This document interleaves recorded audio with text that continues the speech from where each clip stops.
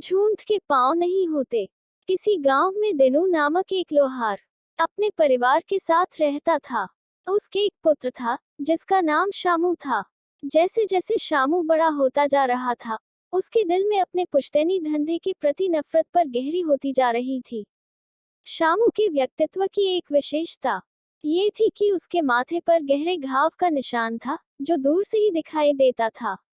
जब शामू पूरी तरह युवा हो गया, तो एक दिन अपने पिता से बोला, बापू, मैं ये लोहा कूटने और धौकनी चलाने का काम नहीं कर सकता। मैं तो राजा की सेना में जाना चाहता हूँ। सुना है, सैनिकों के ठाठ बाट ही निराले होते हैं। दिनू ने जब अपने पुत्र की बात सुनी, तो माथा पीट कर रह गया।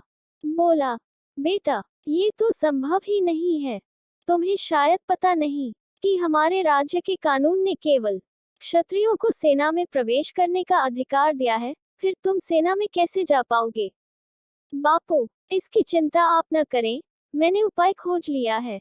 मैं राजा को अपनी जाति बताऊंगा ही नहीं, बल्कि कह दूंगा कि मैं शूरवीरों का वंशज हूँ। शामू पिता को समझाते हुए बोला। दिनू ने उसे बहुत समझाया, झूठ बोलने के दुष्परिणामों का भय दिखाया, लेकिन वह न माना और सेना में प्रवेश पाने के लिए शहर की ओर चल दिया।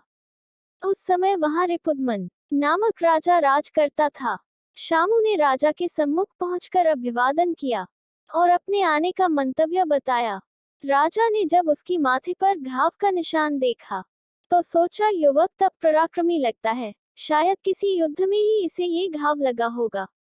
नाम क्या है तुम्हारा? राजा ने पूछा। जी भयंकर सिंह, शामू ने जवाब दिया। किस जाति वंश के हो? शूरवीरों के वंश से हूँ। शामू फिर सफेद झूठ बोल गया। रिपुदमन उसकी बातों से बहुत प्रभावित हुआ और उसे सेना में प्रवेश मिल गया। अब शामू को अच्छा वेतन और सुख सुविधाएं मिलने लगी। वो घर नहीं रुपए भेजने लगा।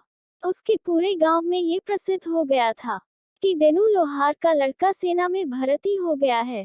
धीरे धीरे समय व्यतीत होता रहा और सब कुछ ठीक ठाक ही चल रहा था कि पड़ोसी देश के राजा ने रिपुदमन के राज्य पर हमला बोल दिया। रिपुदमन की सेना जब मैदान में उतरी तो उसकी पांव उखड़ते देर न लगी। सैनिकों की हार की बात सुनकर रिपुदमन के क्रोध की सीमा न रही। उसने तुरंत शामू को, जो भयंकर सिंह के छद्म नाम से सेना में आया था, बुलवा भेजा। उसके आते ही रिपुदमन ने कहा, राज्य पर शत्रु ने आक्रमण कर दिया है। हमारी सेना पीछे हट रही है। तुम जाओ और शत्रुओं का संहार करके अपने नाम का सार्थक करो। राजा की बात सुनते ही शामू के तो तोते ही उड़ गए।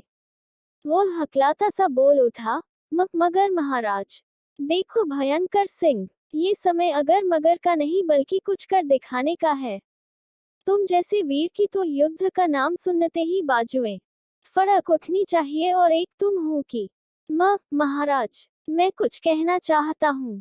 शामू कातर स्वर में बोला, जो कुछ कहना है जल्दी खो और युद्ध क्षेत्र की ओर प्रस्थान करो।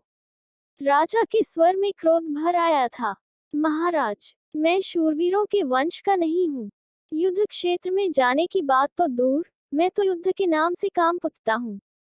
राजा रिपुदमन का क्रोध भड़क उठा। बोला, सच सच बता, कौन है तू? वरना इसी क्षण तुझे मृत्युदंड दे दिया जाएगा। भयंकर सिंह बना शामू राजा के चरणों में गिनते हुए बोला, महाराज, मुझे क्षमा कर दे। मैंने सेना में नौकरी पाने के लिए आपसे झूठ बोला था। मेरा नाम शामू है और जाति का लोहार हूँ। सेना की चमक दमक और वैभवपूर्ण जीवन देखकर ही मैं झूठ बोलने पर विवश हुआ था। मुझे क्षमा कर दे महाराज। शामू की निरंतर दुआएं देने और माता पिता का वास्ता देने पर रिपुदमन का दिल पसीज गया और उसने उसे क्षमादान देते हुए राज्य छोड़ने का आदेश दिया। कहानी से सीख, कोई भी काम छोटा या बड़ा नहीं होता। काठ ही हंडी एक ही बार आग पर चढ़ पाती है। शामू सेना में जाना चाहता था, पर अंतर्मन में वीरता नहीं थी। यही कारण था कि उनका झूठ पकड़ा गया। याद रखे, एक झूठ को छिपाने के लिए 100 झूठ बोलने पड़ते हैं, फिर वह पकड़ा जाता है, क्योंकि झूठ के पांव नहीं होते, प्लीज वीडियो पसंद आए तो लाइक और चैनल पर पहली बार आए तो सब्सक्राइब, कमेंट और अपने दोस्तों के साथ शेयर करना मत भूलना।